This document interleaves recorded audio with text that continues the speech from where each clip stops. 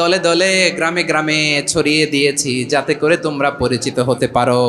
আমি আল্লাহর কাছে তোমাদের কোনো ধরনের আলাদা মর্যাদার কোনো স্ট্যান্ডার্ড নাই একটা ছাড়া। ইন্না আক্রামাকুম ইনদাল্লাহি আতকাকুম, আমার কাছে তার মর্যাদা সব চাইতে বেশি যার হৃদয়ে তাকওয়া থাকবে বেশি।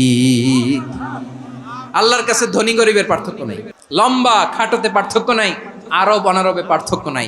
এই আয়াত নাজিল করে আল্লাহ তাআলা বিভেদের দেয়াল বা প্রাচীরকে ভেঙে গুড়িয়ে দিয়েছেন। সবাই সমান, আমরা সবাই সমান, কোনো পার্থক্য নাই।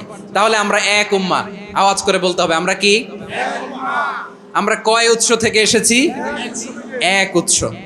এবার আল্লাহ বললেন শুধু চাই না, বিশ্বনবী আমাদের শিখিয়ে দিলেন শুধু এক উম্মাহ না, শুধু এক উৎস না, তোমরা এক দেহ এক প্রাণ। আল্লাহু আকবার। এক দেহ এক প্রাণ বানানোর কথা না, বিশ্বনবীর কথা। বিশ্বনবী বলেন মাসালুল মুমিনিনা